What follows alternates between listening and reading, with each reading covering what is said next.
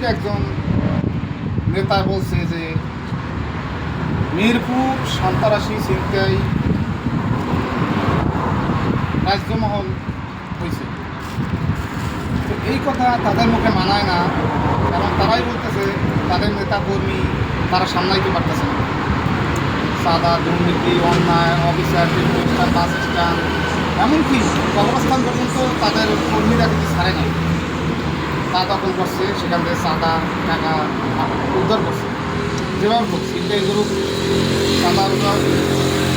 এই জিনিস তাদের মুখে মানায় না। তারা এই 5 তারিখের পর থেকে এমন একটা জায়গা নাই যে তারা এটা দখল করে নাই। তারা এটা মনে করছে, একবারেই 100% মনে করছে যে এরা মানুষ বাড়ি পড়া মায় মরে গেছে, এখন মামুর কাছে যেভাবে জোর করে নিতে পারে। সব জায়গায় বই রয়েছে, সেখানে সব জায়গায় দেখাইতে আছে, আম কাটাল লিচু যেখান দিয়ে যেভাবে পারছে, যার যেই সক্ষমতা আছে ওখান থেকে ওইভাবেই খাইতে আছে। এখানে কোনো তারা ছাড় দিতে আছে না। আপনারা জানেন যে কিছু কয়েকটা তাদের দল থেকে বহিষ্কার করছে, মানে শো মাত্র দেখানোর জন্য মানুষকে, যে না আমরা কী করছি। এই নেতাকর্মী দলের শৃঙ্খলার বাইরে যে কাজ করে, দুর্নীতি করে, ছিনতাই করে, সেই নেতাকর্মী যখন তারা ক্ষমতায় আসবে তখন বলে তারা কি কথা শুনবে?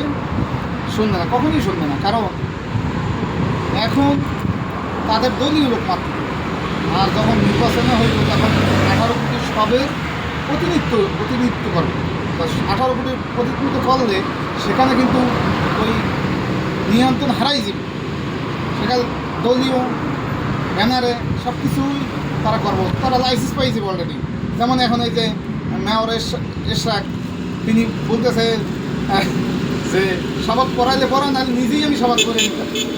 ঠিক আছে, তার মানে সন্ত্রাসের মতো একটা কথা। দেশের আইন শৃঙ্খলা বিধি নিষেধাজ্ঞা নামই নেই, সে নিজে বলতেছে ভবনে প্রতিষ্ঠারাও যাইতে পারবে না, নগর ভবনে।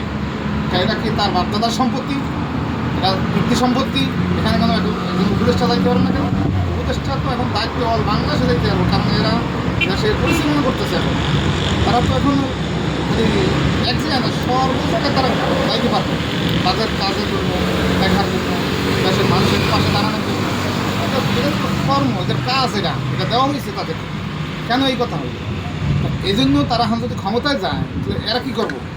বিরোধী দল মত থাকবো না। কথা বলার পরে ওই যে আওয়ামী লীগ যেটা করছে তার সাথে ডাবল পয়েন্টে, ওই যে টাকার এ ফুট তারা বলে না আওয়ামী লীগ আর বিএনপি এক না হইলে তো আমরা দেখতেছি তো একের চাইতেও বেশি টাকার এ পিট এক। আশা করি আপনারা বিষয়টা বলছেন যে এরা ক্ষমতায় গেলে ওই আওয়ামী লীগ যা করছে তার চাইতে এরা বেশি করবে। এটাই বাস্তবতা। অতীতে এগুলোই দেখিয়েছি, এরা দলীয়করণ করবি। এই জন্য আপনাদের দেশ এবং দেশের বাইরে যারা আছেন, ইনশাআল্লাহ আপনাদের জায়গা থেকে আপনারা এগুলো নিয়ে গবেষণা করবেন, চিন্তা করবেন, কাকে সামনে নিয়ে আসবেন। আপনারা জানেন একটা কথা না বললেই নাই, 5 তারিখ পর না শুধু এই জামায়াত ইসলাম সৃষ্টির পর থেকে আজ পর্যন্ত কোনো দিন শুনছেন কোনো নেতা সাদা হাত আছে কোন? এই যে 5 তারিখের পরে কোনো ঘটনা শুনছেন? শোনেন, শুধু মিডিয়াবাজি হয়েছে যুদ্ধ অপরাধী, এই রক কাটা ছাত্র। মূলত এটা কি তাদের একটা ট্যাগ, আর কিছু না, মূলত একটা ট্যাগ। আবার হ্যাঁ কাছে থাকলে কোনো সমস্যা নেই, যখন হ্যাঁ কাছ থেকে ছড়িয়ে দেবে তখন এই ট্যাগগুলো ব্যবহার করে।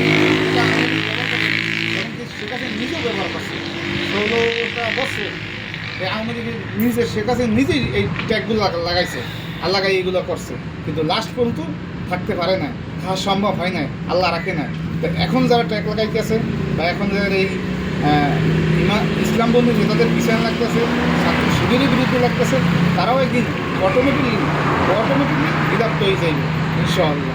আশা করি সবাই শেয়ার করবেন, সবার মাঝে ছড়িয়ে দেবেন ইনশাআল্লাহ। আমাদের এই নতুন চ্যানেলে এই ভিডিওটা চাললাম, সবাই সাপোর্ট দেবেন ইনশাআল্লাহ। আসসালামু আলাইকুম ওয়া রাহমাতুল্লাহি ওয়া বারাকাতুহু।